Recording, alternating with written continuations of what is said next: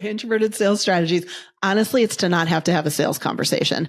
And the reason I say that and what I'm thinking is all of what we've been talking about is my way of creating leads that look like referrals when they come in. And if you think about what a referral sale looks like, I keep using my example. I'm looking out the window. I had to replace a very old driveway this summer. I have no idea how to hire a concrete contractor. I don't know what that looks like, but my neighbors had done it 5 years ago. They love their driveway. So I just said, who was your person?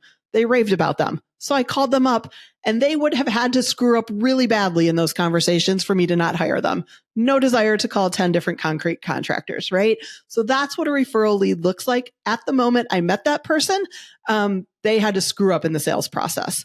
And that's what I want introverts to have. And that's why I teach networking the way that I do is if you have a connection avatar and that person is sending you people or that person is putting you in front of their audience and saying, teach my people for an hour, you are having the same impact on them that you would have if a referral came in. Welcome to the Web Design Business Podcast with your host, Josh Hall, helping you build a web design business that gives you freedom and a lifestyle you love. Hey friend, great to have you here for another episode of the Web Design Business Podcast. Introverts in selling. That's what we're diving into in this one. Now, if you are on the introverted spectrum as a personality type, then I'm guessing sales is probably your least favorite part of the job of being a web designer. But the reality is, if you don't have a salesperson, you got to do the selling. Good news is that there are a ton of ways to have more introvert-friendly sales environments for you. That's exactly what we're getting into in this one. I'm so pumped to have Michelle Warner onto the podcast, who is a networking specialist, and she has a ton of introvert-friendly sales strategies that we dive into in this one, including how to create comfortable sales environments for you based off your personality, how to find the two lovely words, referral partners. I love this idea of creating a connection avatar that is ideal for you to bring in the right leads for you and creating a safe sales environment. Some mindset shifts that make sales feel less icky if you fall into that camp. And one of my favorite parts of this conversation, how to network efficiently. That's not wasting a bunch of time if you don't need to. So we're going to cover all that and more in this one.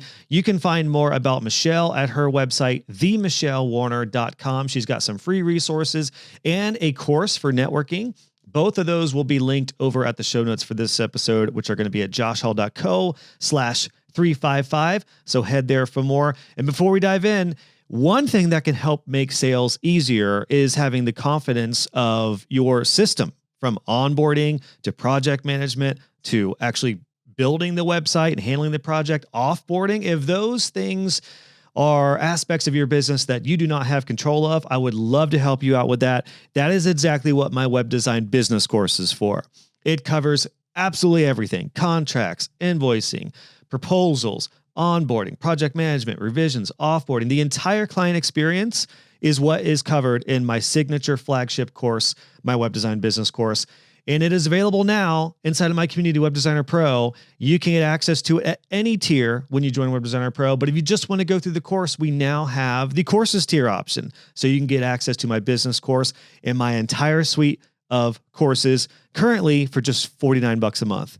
Head over to webdesignerpro.com to jump in to get access to business course and all my courses. And for now, enjoy this conversation with Michelle Warner. I'm going to load you up with some tips if you're introverted for introvert-friendly sales.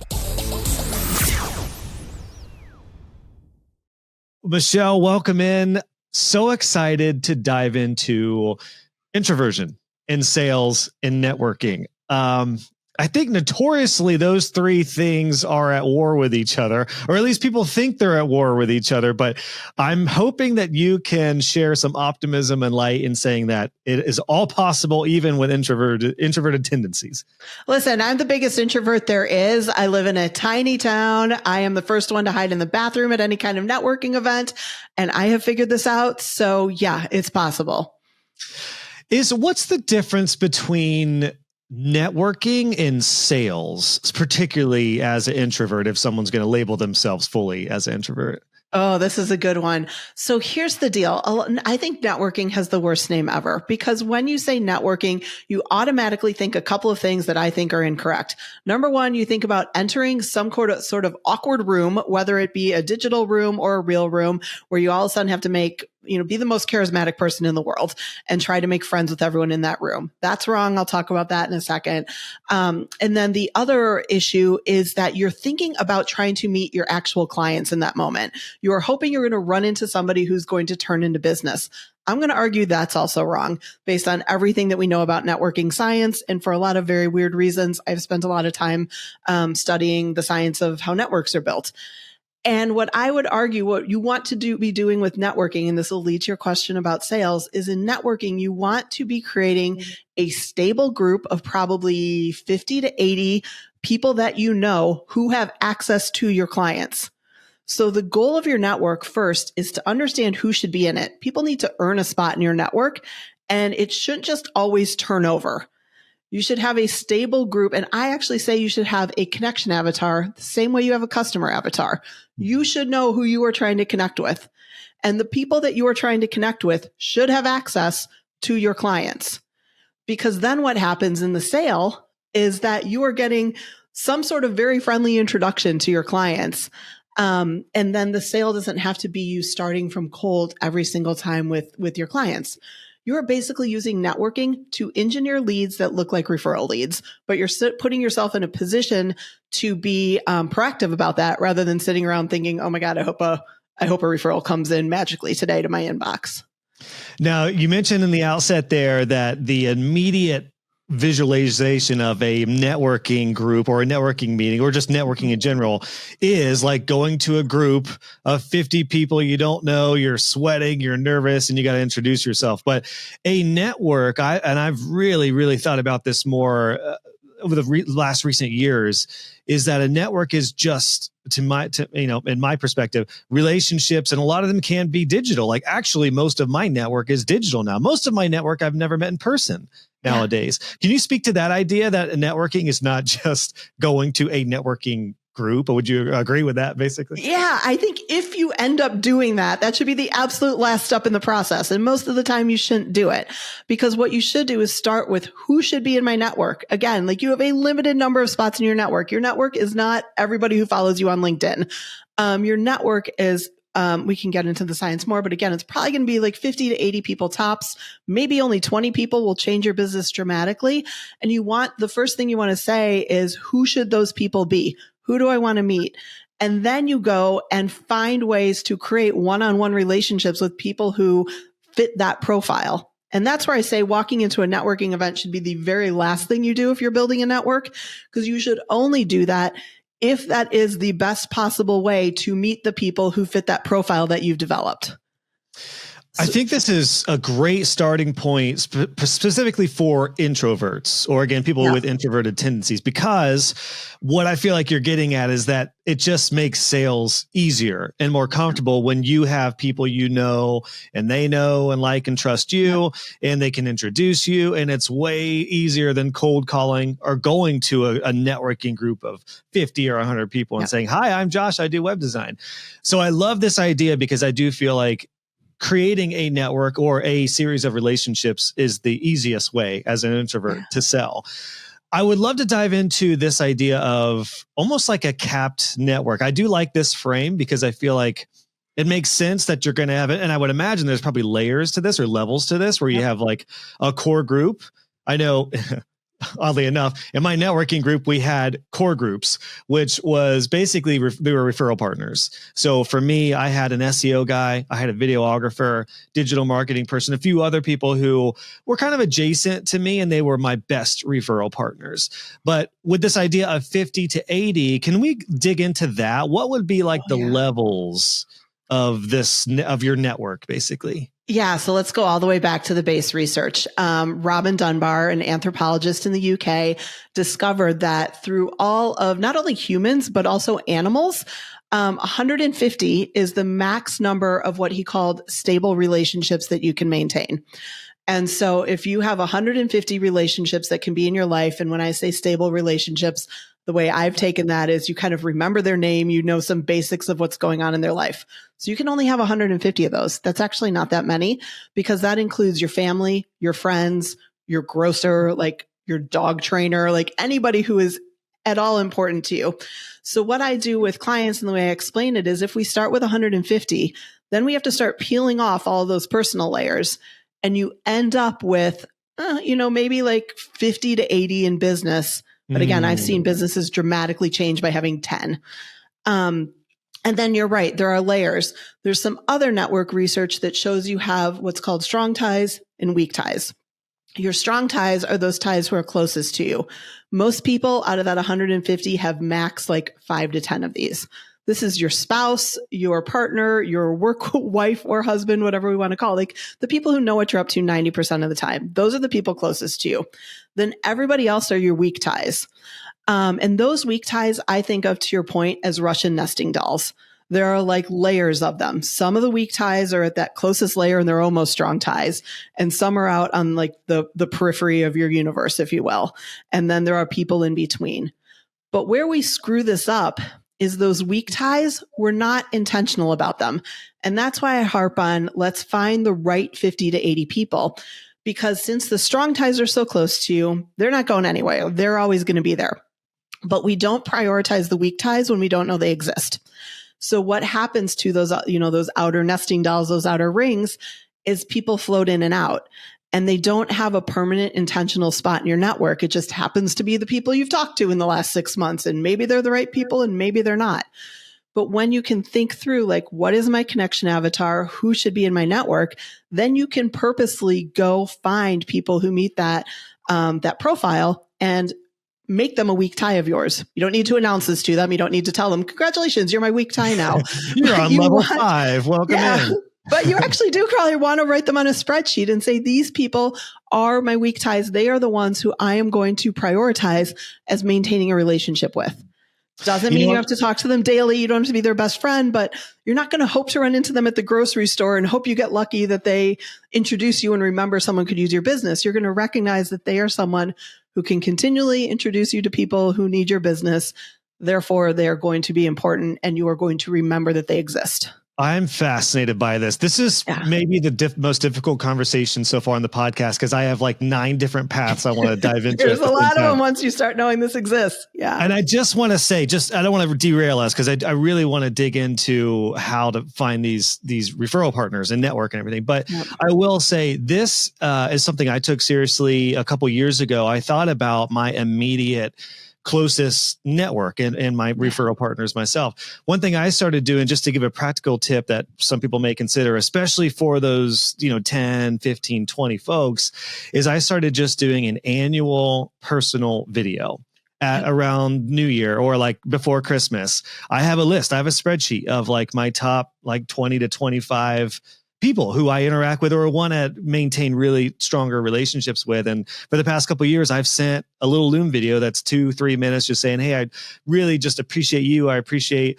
us working together and collaborating. And if we did do a collaboration, I would usually mention that. Just say, I want to support you in the new year and just thank you. And that has gone over so well. And it was the same principle I had when I was a web designer of over a decade. Is I guess it's kind of parallel. I used to segment my clients. I used to have A clients, which were the absolute best, B clients, which were pretty good. Still want to, maintain a good relationship with them. And then C clients who were like, if they dropped, no big deal. And then D clients who I would prefer them to not be clients anymore. Let's phase them out. So it was that same approach with my network though. And it's really, really gone a long way in keeping those relationships going. So just as a quick, practical plug, I would recommend doing that, doing something, especially with those top, the top part of your network. I absolutely love that idea. And you hit on something that's really critical is when I talk about this, people immediately panic and they're like, you mean I have to talk to these people all the time? How am I supposed to be maintaining these relationships? And the key is if you decide that they're important, you are going to spend the time sending that 3-minute specific video. And guess what? That has stickiness because nobody in our culture right now spends the time to connect with anyone. So you get to stick out like a sore thumb in a really good way. Like you do the bare minimum, and that's well above the bare minimum minimum, that's going to stick with someone for 9 months. Like you don't need to be coming up with small talk every month to remind them that you exist, because they will remember that interaction and it solidifies the relationship.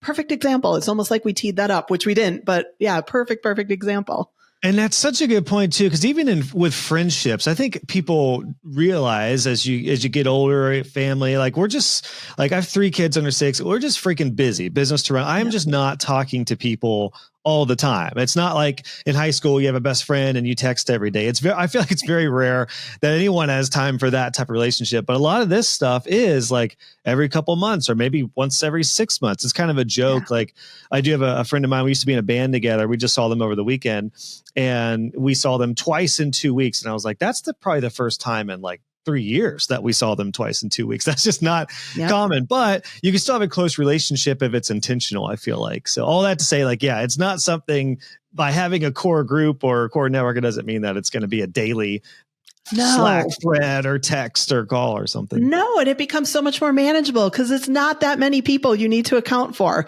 So I always talk about like stop, drop, and thank you.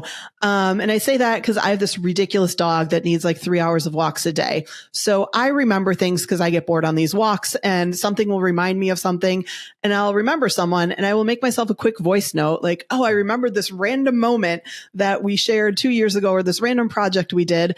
And I'll get back to my desk and I will shoot them a quick text or email or however we have a conversation. I'll be like, oh my gosh, I was just walking Watson and this reminded me of you. And wasn't that a crazy time or wasn't that a whatever? And again, like that takes no effort on my part. It literally just pops in my brain because I'm not keeping track of that many people. And then I can send that quick note and that cements the relationship for another 6 months, because who doesn't love to hear that they were thought of randomly on a dog walk at lunch? Like those are just fun memories to have come back. And that actually does happen naturally. People don't believe me, but it does happen naturally when you're only keeping track of a certain number of people. Now, I am no psychologist, but I've been alive for 37 years. I've worked with people for a long time. I've had 2 businesses. I've done a lot of networking. I am a connector at heart. And one thing I've realized is that introverts, if we're going to label somebody fully an introvert, is they do typically prefer to have a few relationships, but deeper relationships. Whereas extroverts like myself, I'm an extrovert for sure. I gravitate towards just like meeting a lot of people and new, but then I have to like remind myself to reinvest in the important people. Sounds so mean, but it's true in this, regard. So I think for an introvert, even more so, this is gold because you could have 10 people that you talk to the most and then everyone else is kind of, your extended network or your fringe network. Correct. But if I could jump in real quickly, the extroversion, because I know some of them are listening and you're one, like I developed all this. I started talking about this for introverts because I realized it is such an unfair advantage to have a network in your business that it kind of killed me to see the introverts just at that disadvantage. Cause I'm like, this is doable for you. But I will say what has blown my mind is that when extroverts learn this, oh my goodness, like the results that happen because we put the natural skills to work in an organized way and they just take off if they can find that kind of, I always tell them, I'm like, you can have as many conversations as you want, but please stay true to that connection avatar and only really focus on the people who fit that avatar. And that, extroverts do incredible if they understand this information and how to apply it. This is really important, especially in business, but even before business, like a real world example in my personal life, just this idea of like almost getting further and going places further with a tighter group that you invest in. A practical example, I was notorious for just meeting a lot of new friends and being in a lot of different friend groups. Whereas some of the people I knew, they had their friend group and that was it. I had like 8 different friend groups through high school and those years following. But here's what was interesting is I really wasn't super deep with any of them. And when my friends started getting married, this is when it was just like hit me like a bag of bricks, is I was always the next man up in joining a bachelor party. But I often didn't get invited. They were like, well, the spot's already full. You'd be like, you're still, you're basically in the party, but if someone has to cancel, you're in. Yeah. There were like 6 or 7, core groups for my core friends for my friends. And then I was like the 8th. or the Okay. 9th, like right outside. And this happened often. And that was the first time I realized like, wow, I'm really good at like making surfacey relationships aside from a few people. And I wasn't committed enough to like be in the core group in a lot of cases. And I think this really parallels with business because a lot of people have their core groups. And if you're not proactive, you're like right there. You're kind of on the sideline though, as far as not being included, but just being top of mind and being someone who is that, good, that Nailed real true partner. Nailed it. Yeah, absolutely. And so a little bit of discipline from the extroverts goes a really long way when you understand this, because it's easy for you to start the relationship. So if we can get the correct ones started and not just you meeting everyone because they're cool, we can get the correct relationship started and you to focus on those correct ones. It's really cool to see what happens.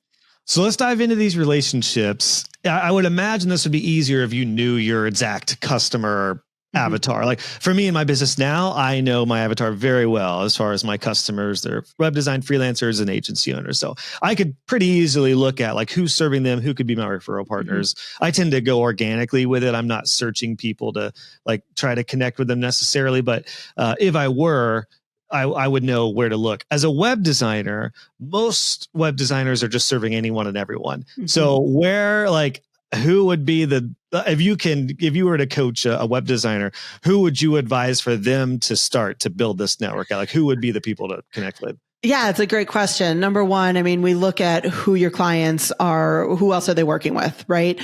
And sometimes that can be in a niche space. Like if you're working with, wedding ecosystem is always the obvious one. If you're the wedding DJ, you want to be connected with all the event planners or whatever. But if you're that web designer, that can look a lot of different ways. And so you want to look at, do you have any kind of niche? And are there any other people supporting that niche? I mean, or who is supporting a niche that's close enough to who you're helping that their work would be better if their customers had a website. So one example would be business coaches.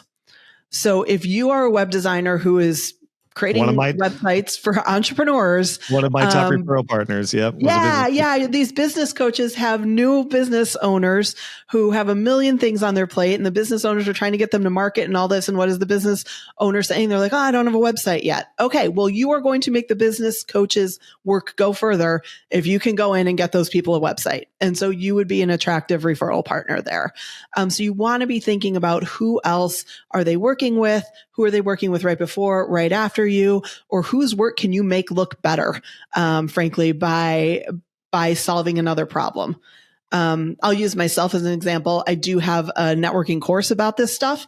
And so I have business coaches who license my course or send their people through my course because they know, first off, they don't want to touch and try to teach networking.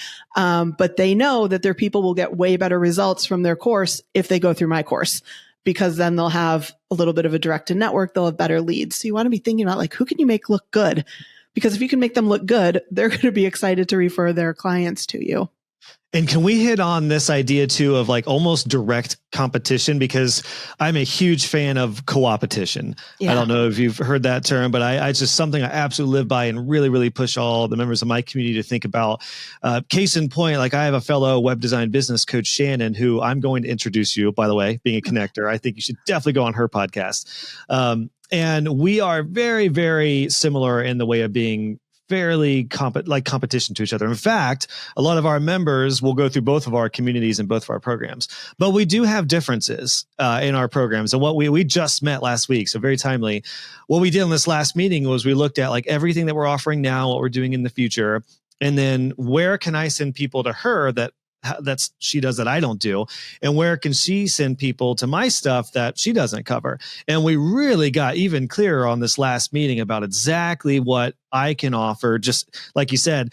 And actually a lot of my courses are going to be great for her to get people primed and ready to come up to her program. And there's some stuff that she goes way further into that I don't touch. I really don't have interest in getting into, and they'll be a perfect lead for her. So that's just a practical example of how even if it's a fellow web designer, you could look at, well, what services don't you offer that I do, and vice versa.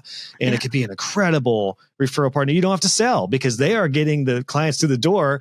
You just fulfill it and, make it a win-win. Absolutely. So I love that example. I have similar ones in my business. And again, when you're looking at those website designers, who are the brand people? Who are doing big brand photography packages? Who's doing copywriting? Who else are people hiring at that moment when they're starting to think about their website? Those are great referral partners. Because if somebody's investing in a big branding package, what are they about to do right after they know what their brand is? They probably want to build a website, right? And so those are people to think about. I have my tips for this next question for you here, Yeah. but I want to, give you the opportunity first to share some of your advice when it comes to actually meeting these people, because this all sounds great, but you still, even as an introvert, have to build a relationship, make a connection, whether it's going to a networking group. Although the beauty about this approach is, like you said in the very beginning, you're not going to sell, you're just going to meet people and to build a potential network. So there's no pressure, but you still have to make a connection somehow. What would you recommend, particularly for web designers who see a brand person or a logo designer and they want to work with them without coming across in a way that's like, hey, got any work for me? I could do your websites. How would you advise that they start that relationship? Well, this is great. When you have that connection avatar and you are clear about who you're looking for and why you want to connect with them, this is why I like it for introverts. It takes the small talk out of it. Now you have a purpose behind your conversation. So if you are going into one of these scenarios, you know the specific person that you want to meet, do a little bit of homework. Give me 5-10 minutes before you actually meet them and go in there with a way to compliment them. Go in there with a way to say, hey, I saw you doing this and it made me think this about my business. Show that you've put in some effort and that you have taken in their work, that you understand why they're doing what they're doing, or something has influenced you in a positive way and made you think differently. People are flattered by that. And it's a great conversation starter. Then you're not starting with, how can we collaborate? Instead, you are starting with, wow, I really respect you because, and that because is really important. Giving people a reason resonates with them. So, I was able to see your stuff. I resonate with you because this meant to me something because, and that's going to open a conversation. They're going to respect you as a peer in that moment because you're talking about their work. And that then naturally leads usually to conversations about, how can we collaborate? Because that magical moment at the end of the conversation of how can I help you that we never know how to fill in. Now there's going to be a natural way to fill it in because you've built a little bit of rapport. And at the end you can say, well, I wonder if there's a way for us to collaborate. You don't have to end it with, can you send me clients? You can end it with, is there a way for us to collaborate or to support each other? I also feel like it's best to have a low pressure, low stakes beginning to the relationship. It's a lot like dating. Like when I met my wife, I didn't go up to her and be like, all right, marriage, kids is on the line. Let's go out for the first time together. No, it was like, let's go out and just hang out and see if we like each other. So you basically test the waters. Like, is there chemistry? The same thing is true for referral partners. I feel like just whether it's a test project or a one-off project or just kind of a trial, however you want to phrase it. That's kind of my recommendation is go into it with like no expectations. Like don't go to an SEO person and then be like, hey, huge opportunity for you. I'm a web designer.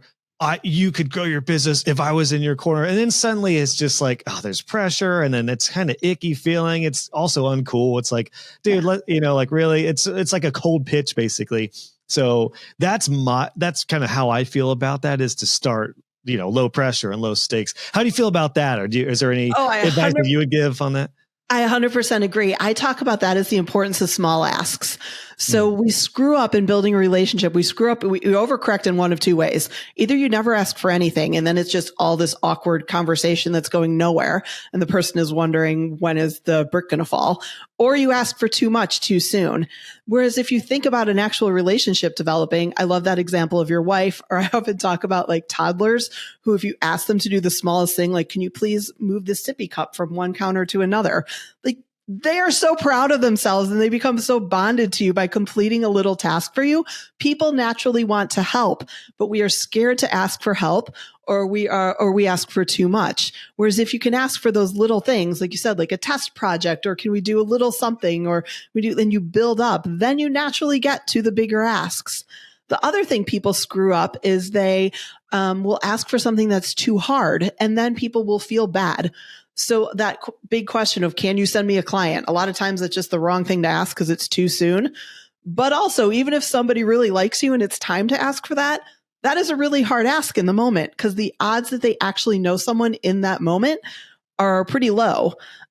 Even if it's somebody who's perfectly aligned, like, do they have a client at the exact right timing? And, all those things have to line up. So if you're asking for that too soon, it can actually make people feel bad. And then they almost want to ghost you because they want to help so bad. And they're thinking like, oh crap, I don't have somebody to send them right in this moment. So I can't talk to them again until I can somehow rustle up a lead for them.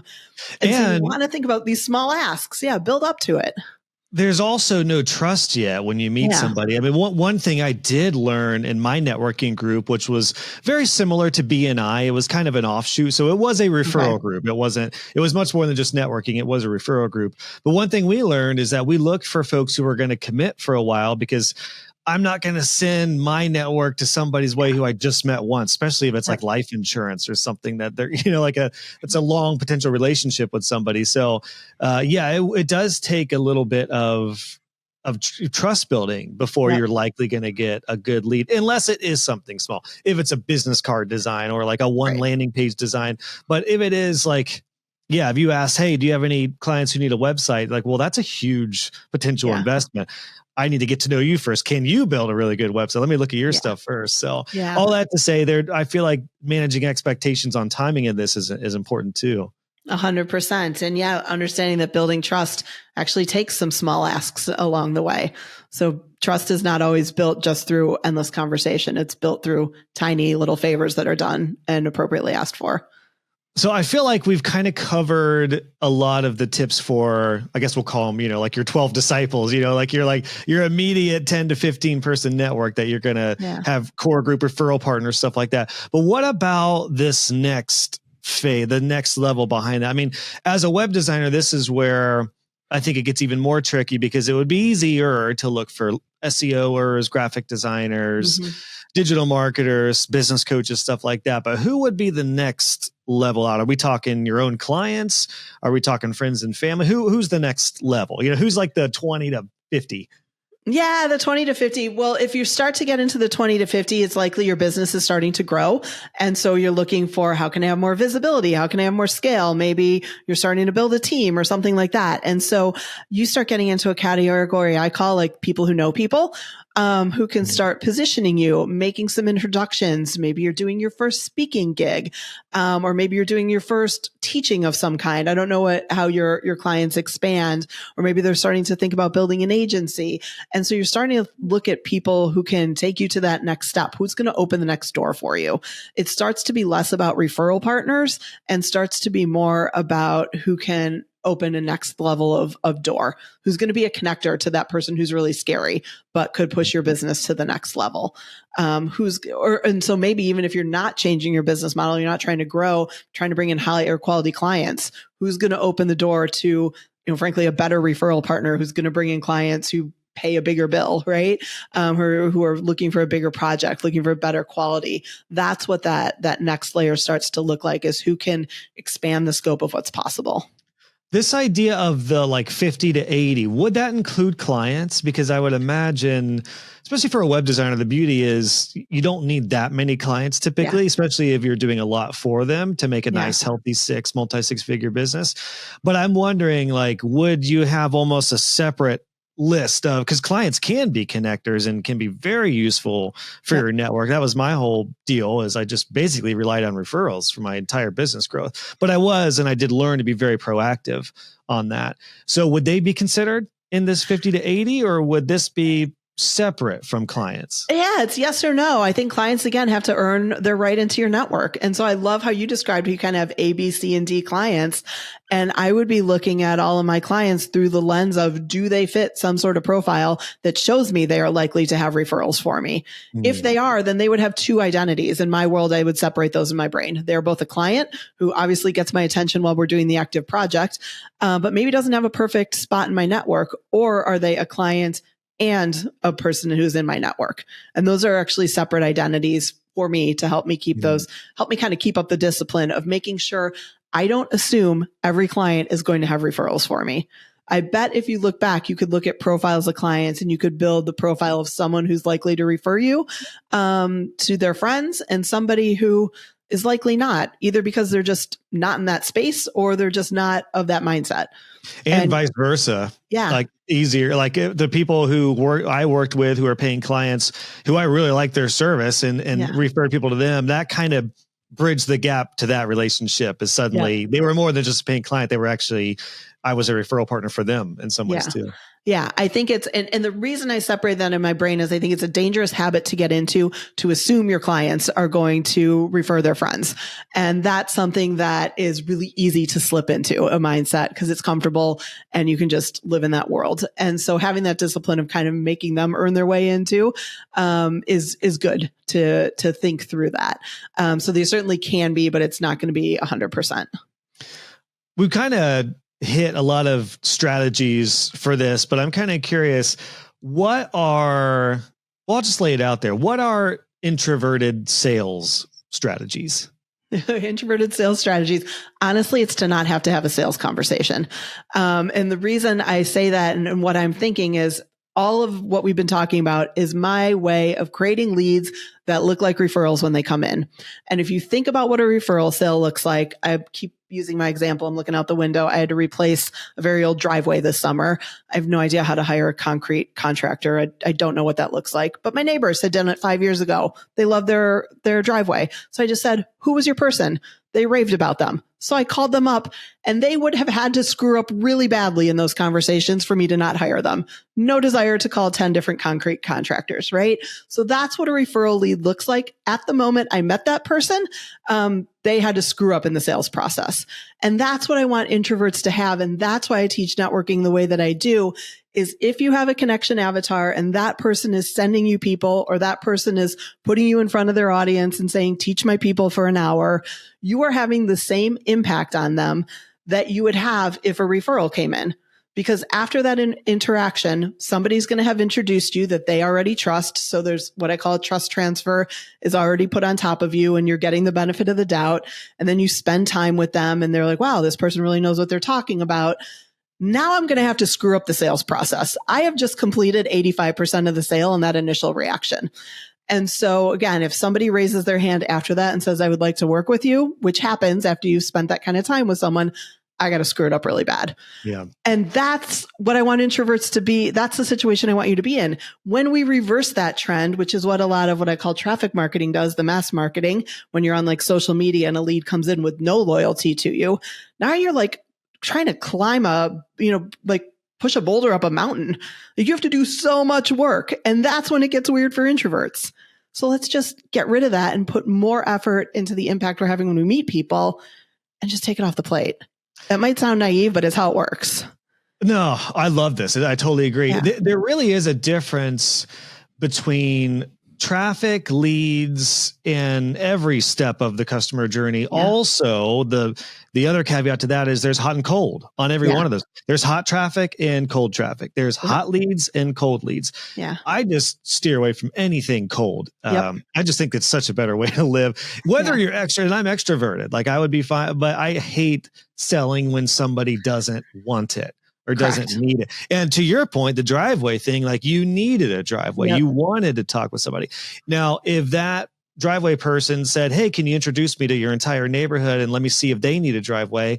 If they were like, hey, Michelle, you got to talk to this guy. You could probably use a new driveway. I'm guessing you probably wouldn't be interested in moving forward with a $5 or $10 or $20, $30,000 job, however big the driveway is. But he was top of mind. And when that need came, you went right to them and then boom. Yeah. Like you said, it was probably didn't do anything to have to sell. Like you were already sold. He just needed to give you the quote. So, he needed to really, really screw up. And then by the way, 2 other neighbors did ask me who I was using. So I mean, it continued, but you're right. I would have never introduced them and walked down the street telling those neighbors. But again, as I walked the dog, everyone was like, who are you using? That looks pretty good. And this is where I get hung up personally on this, because as much as I do recommend to my members to like stay proactive and prompt your clients to like, does anyone need a website? I don't want to force clients to try to sell for me, my bigger thing is just stay top of mind. It's actually why I think there's even more so a really big need, and a lot of my members are doing this, is to have a monthly newsletter where you're just top of mind. So when that lead does come, when you did go over to your neighbors and say, hey, who is your driveway person? Boom, it's there. Same thing for web designers. When a web designer's client in their network, somebody in their network says, my website is terrible, I would love to get a new one. They're like, oh, I got a guy. Josh and his team will take care of you. Boom, hot lead. All I have to do is give them a quote and sell from there, but not in a salesy way. So I just really wanted to flesh that out because that's such a big difference. There's hot and there's cold, there's traffic, there's lead, there's all these intricacies with somebody who may or may not pay you. But man, if you can do it in a way that is a referral based, warm, I like, what was it, referral sales? I want to engineer leads that act like referrals. Yeah. So that you can be more proactive about it and not sit around and wait and hope that referral comes in, but instead say, I can take these actions. I know I can go speak to a group. I know I can go do this, this, and this. And that will result in a lead that acts like a referral lead. Yeah. What are some more tips for staying top of mind? I love these. I call these signs of life. So we have those couple of categories. We talked at the very beginning about how you cement that relationship by sending those specific notes, and that seals the deal. But then you still want to have signs of life throughout the year. And so I think like presence on social media. I am not a big believer that social media is going to sell anything for you. And this is where it's clear, like, what job are things doing?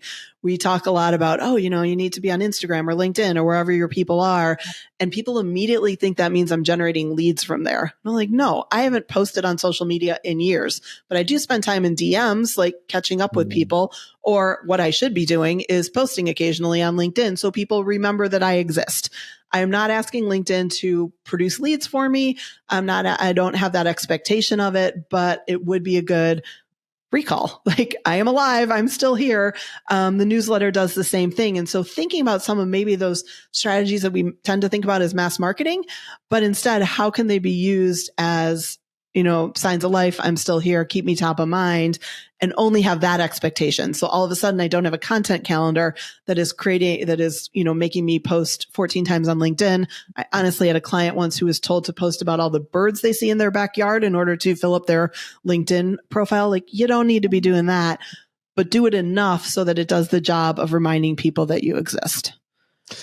That is a biggie there too, especially I've seen this happen to where when referral partners are the biggest lead generation for a web designer in particular, they often tend to, because referrals are like rain. Sometimes there's no rain and you're hunting for leads. Sometimes a lot of rain comes and then you are busy for months, maybe just catching up to referral partner leads. But then when you're dry, your pipeline is dry again, you haven't marketed for 3 months. So everyone in the outside world hasn't seen a thing. And then you almost have to reignite those strategies. So I definitely agree. As much as I push and recommend the organic referral approach, I like the signs of life. I do like a trinkle at least once a month, something to show that you're, whether it's a before and after or a project, not even sale, like you don't have to sell anything, but just post your work, share what's working, share a tip, something where you're active, whether it's email, whatever social media platform.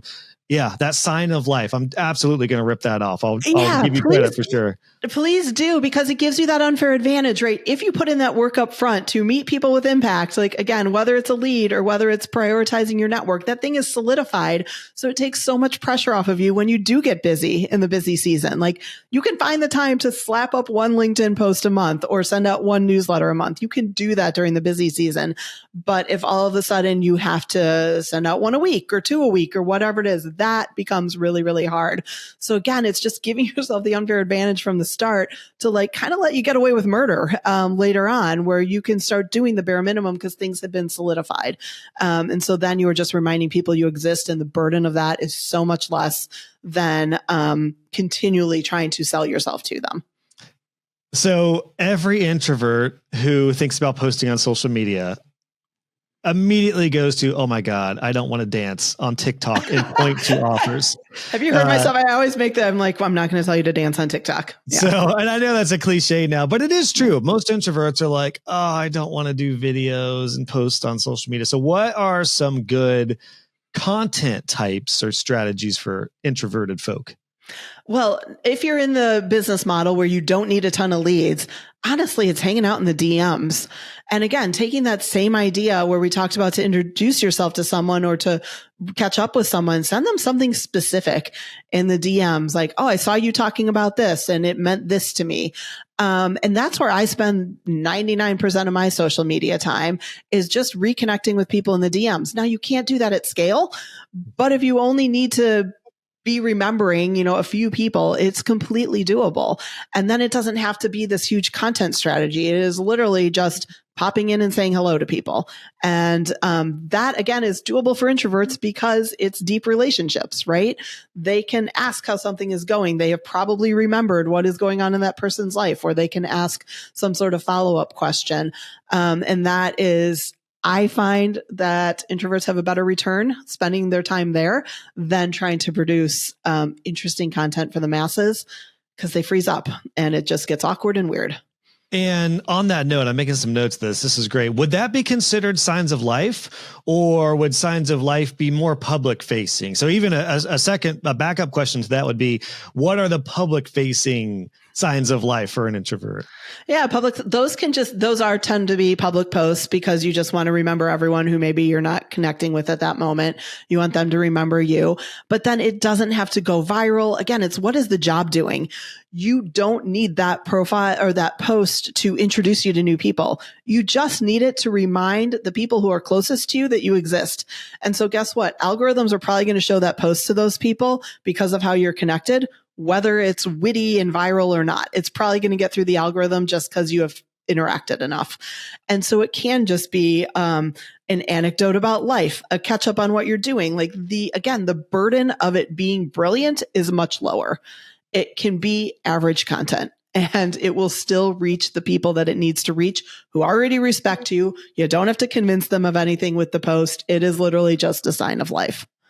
That's a good point there too. There's a difference between social media content for new followers with that as the goal versus just connecting with your current folks. My social media right now is literally the latter. I am just not doing new content for social for new followers. And oh gosh, this is important because, and I see a lot of my students struggle with this if they're not getting big follower counts. It's like, that's not the goal for you as a web designer. Yeah. 60 people may be more than enough for a 6-figure business for you. Yep. And I really had to remind myself when I see other web designers who have crossed 100K on YouTube subscribers, or like some similar web design coaching course communities and stuff who have, like 1 million followers. I'm like, oh my gosh, I have like 1,500, but I'm not intentionally creating content on social, at least for new followers. Like, I've chosen podcast is my biggest one. Yeah. And it's not as much as a discovery platform, although it is becoming more and more. I am finding most people are searching Spotify and Apple for web design podcasts, and there's like 3. So I'm always at the top now. We've reached number 1.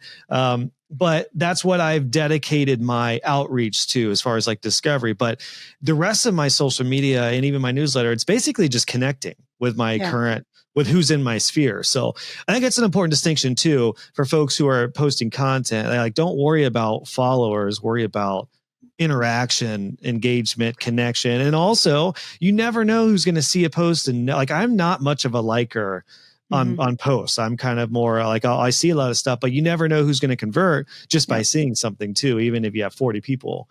Exactly. And I call that like sequence over strategy. More important, the order in which you do things than the things that you do. And so many times we default like social media. Oh, obviously that needs to be thinking about viral and new people. No, like, it's very normal that social media would have a different job. And that job is just to keep you in touch with people you already know.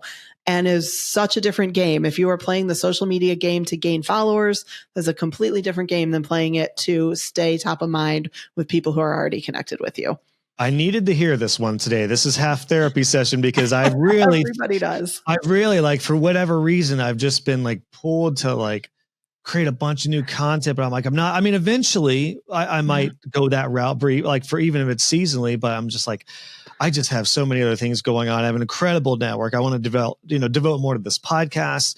Yeah. I have a community that's growing. Like, I'm actually really, after talking with Shannon last week, I'm like, this reminded me, I need to really get going further with referral partners, because with my size of my network now, I could find 10 people who are right around like my level with audiences, with other web designers at different levels. And I could invest into them and probably expand my reach 100 times than trying to boost my Instagram and start posting reels and content on Instagram. Like I could absolutely go way further faster with referral partners. So I 100%. hope that resonates with other people who are in that same boat. I hope so too. And I think it's normal that you get sucked into that, because if you look at the marketing education that's out there, and I have so much respect for you that like you're teaching it differently, but if you look at the marketing education that's out there, 99% of it is talking about content and finding your followers that way. And there's like 50% of businesses that's not right for, but we don't teach those tactics of how to build relationships because it's nuanced and it's hard to Google and you can't teach it in 10 steps. And so all the folks whose businesses are more in alignment with what I call relationship marketing versus I call the other stuff traffic marketing, for the businesses who are in alignment with relationship marketing, it is so easy for us to get sucked into those traffic strategies because it's all you see talked about. And so even if you're doing relationship marketing, even if you're prioritizing your network, you don't feel like you're quote unquote marketing. So you're like, oh, I need more leads. I better start marketing. No, you're already marketing. Like you just need to do it a little bit better or more strategically. You don't need to overcorrect into, all of these content strategies that are designed to get you 10,000, 100,000 followers a year. What are you going to do with those people? Like you don't need them. And I just pulled up a recent newsletter I kicked out because this is very timely with this topic. I talked about vanity metrics recently and really because I've kind of been going through this where I'm like I'll just kind of summarize what I said here. My podcast has actually stayed around the same download range. It trickles up, but podcast is a very, very different game because it's just a different type of medium, long form. So you're not going to have like massive growth typically unless you get featured somewhere or it kicks off. So it's stayed about the same. My YouTube channel has hovered around the same subscriber list, about 34 or 35,000. My email list has actually stayed around the same, around 10,000 plus, just because I haven't really pushed it much. As I mentioned, my Instagram is around the 500 or the 1,500 follower count. My Facebook has been around 3,000 for years. And I looked at all this and I'm like, gosh, I've really stayed stagnant over the past couple of years with almost all of this. Almost all my numbers, these vanity metrics have stayed the same, but there's one number that has gone up tremendously over the past couple of years. And it's my recurring revenue. And I don't have a visual right here, but my recurring revenue has done this continually over the past 2 years. It's actually tripled from 2 years ago. So that's the only metric that matters to me. So I would just encourage everyone to think about that. Like, don't worry about the vanity metrics, especially with this idea of networking and referral partners and being more introverted. Like, that's not the game you're playing. If your numbers are going up and if you have deeper relationships with 5 people, that is a win in my book. I was going to say, I might be doing the math wrong and you can call me on it, but it sounds like that recurring revenue started to go up about the time you told me you started to focus on your relationships. Wow. You're exactly right. Oh, interesting. I didn't even think about that, but you're totally right. It was a more concerted effort. Also, even apart from my relationship directly, like referral partners, it was also my audience. I started to really think about like, how can I do more for my audience? How many people are like on the fence to actually joining my community? What can I do for them versus just seeking new people, basically? And I do feel like it's common for any business. Even as a web designer, you'll likely get to a point where you don't really need to find new people as much. You just need to invest in your current people.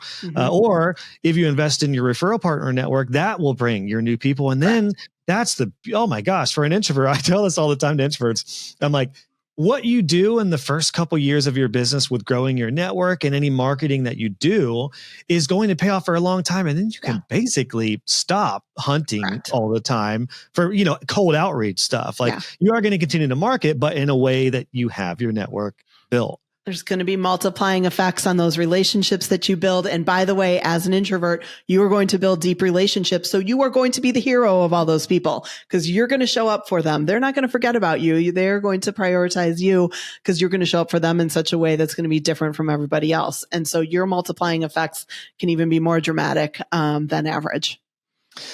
Let's wrap. This has been great, Michelle. Oh my gosh. Again, I could go into like 9 different avenues on this, but I really, really like this idea. I think it's really important too.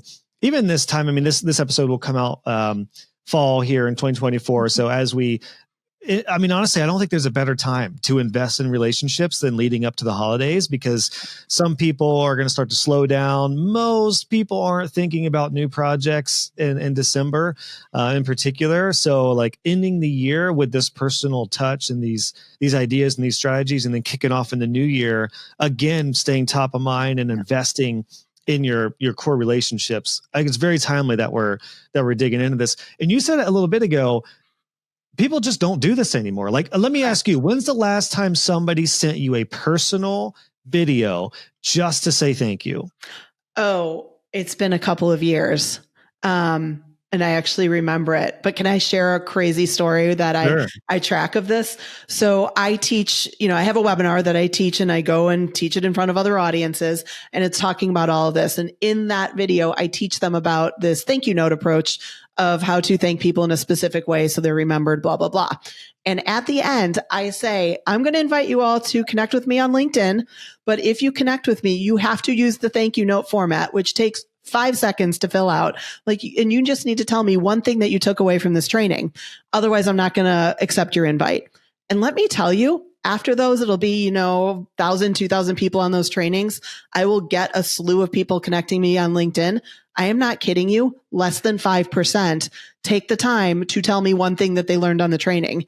It is amazing. Like, you have just sat through this training. I have just handed it to you, and you could literally pick out anything that you took of it. It could be 3 words. That's all I need you to include beyond the normal LinkedIn connection. No one takes the time. So if it's that direct of a moment where you have that opportunity to thank me in a way that I just specifically told you how to do it as a way to help you learn this skill, you can imagine the general public. If my rate is about 3% of people doing it, then the general public, nobody does it. It's less than 1% of the people who take this effort. And so if you take, it's the bare minimum at this point. The bar is so freaking low that if you take an extra 30 seconds, you will stick out like a sore thumb in a very positive way that will have you remembered. So why would you not take that advantage?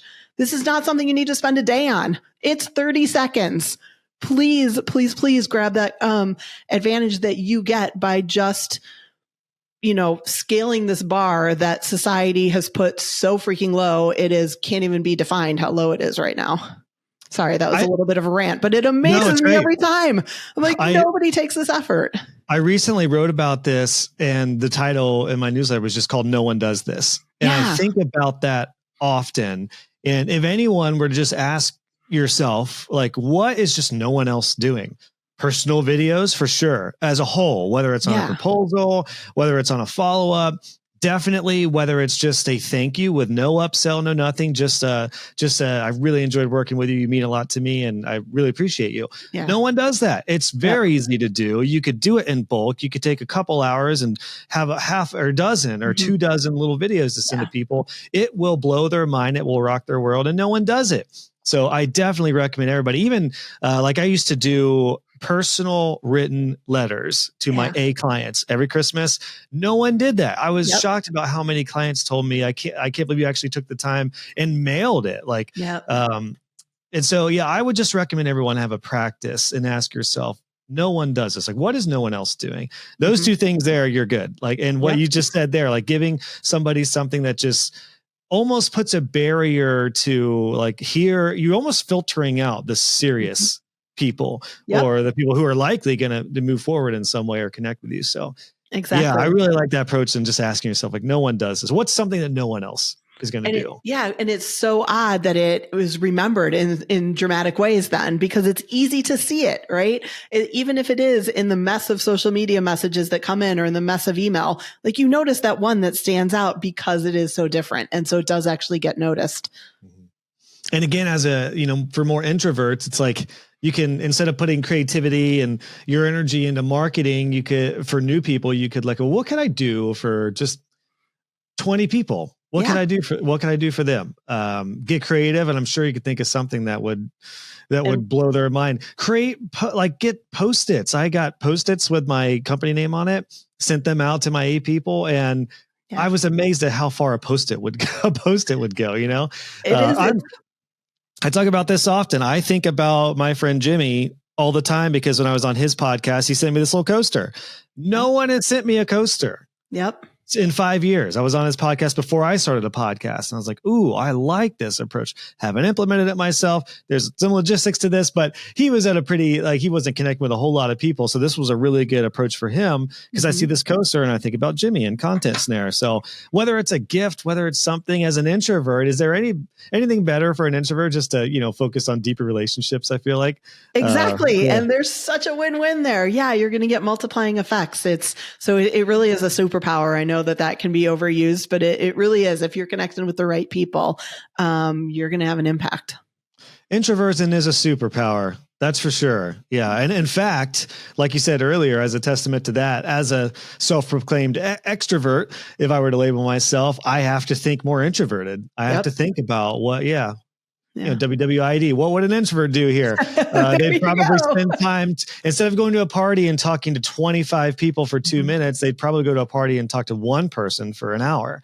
I laugh often. I have gone to many a conference where I wanted to meet one or two people, and I had a laser focused strategy to meet those two people.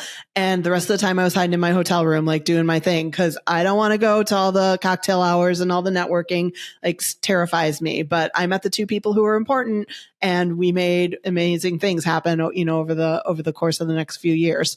And so there's power in that. If you know what you're doing, if you're clear first, who am I trying to meet? Why am I meeting them? You can really tap into your introversion and make it work for you. One final question here for you, Michelle. Before we get to that, though, where should people go to check you out and to connect with you? Yeah, you can connect with me over on themichellewarner.com. There's a lot of resources there. You can jump on the email list. I have a free monthly roundtable actually where everybody comes in and we talk about concepts like this. I answer a bunch of questions. And then I do have a podcast as well. I use this as a little bit of a reference library. It's called Sequence Over Strategy. And I just talk through a lot of these different strategies, answer people's live questions, and we talk through kind of business related questions about networks and relationships and how to make this all work for you. Yeah, this has been great. I've really enjoyed this. The psychology of business people is basically, the corporate term for this. I've really enjoyed this. I think this is going to help a lot of people. I want to just end this with, I feel like in the digital age, there's actually more and more room for introverts to excel, because I don't know how you feel being in person, but we're doing this on a Riverside call. The barrier to entry, it's just a lot easier for introverts, I feel like, because you can do a call. Sometimes you don't even need to be on camera and you could just do a call and do a screen share or something. I want to lay it out for you. Do you have I guess the question is, do you have an encouraging, a mentor minute for introverts and the opportunities now for introverts? Yeah. Well, listen, I live in a tiny town on Lake Michigan, and I have a thriving business for the past 14 years. That would not be possible without digital connection and virtual connection. So it's absolutely possible. And just know that there are systems, there are relationships that you can build, and you don't need to know thousands of people. You can use all of your skills. You can have a purpose around a conversation that you're having, can win people over with the amount that you care about them, and have those right 1, 5, 10 relationships that will change everything in your business. I've seen it over and over again. Again, I've been doing this for 14 years and I've just seen that consistently, that all the business models are possible for you. All the dreams are possible for you. But you do need a network, but you can think about that network in a different way that is doable for you. Boom. Great way to cap this one off. Michelle, thank you so much for your time. I really enjoyed this, your insight on this stuff. I think we're going to reference a lot. So really appreciate you coming on. I think we've helped a lot of people. Look, a lot of the introvert people may not reach out, but here's the recommendation. Even if you're introverted, reach out. I know we'd love to hear a takeaway or a win, and we'll have all your links and resources in the show notes for this one. So I really appreciate your time, Michelle. Oh my gosh, it was a pleasure. Thank you so much for having me. This was really fun. Well, my introverted friends especially, I hope this helped you. Even if you're not fully introverted, you may have aspects of being an introvert that creep up from time to time in sales. So I hope what we covered helps you. Again, so many options. depending on your personality type, that suit you for selling websites. So I would love to hear from you. I know Michelle would as well. Drop us a comment at joshhall.co/355. We'd love to hear from you. I do read all the podcast comments that come in. I'd love to hear from you as far as which one of these tactics helped you and gave you some good inspiration to get going on selling. And again, there are a ton of resources for you for selling that Michelle has for you at her website. You can connect with her, themichellewarner.com. She's got some free resources and a networking course. Both of those will be linked at joshhall.co/355. And as a reminder, if you have not yet been through my business course, it's really going to help you with sales because it's got everything you need to feel confident with selling websites and having a client experience from start to finish. So sales are easy peasy because you've got the process to back it up. So just as a reminder, you can get access to my business course and all of my courses now inside of Web Designer Pro. Go to webdesignerpro.com. And if you just want to get started with courses, join the courses tier, $49 a month, all my courses, including the business course. As a bonus right now, you'll also get access to the Private Pro podcast feed that has all of my coaching calls, all of our monthly trainings, and oh so much more. So it's a steal of a deal, friends. I hope to see you in there and gosh, have some fun getting confidence in your sales. All right, friends, make sure to subscribe and I will see you on the next episode. We got some doozies coming up, some super fun ones to end off the year here. So stay subscribed.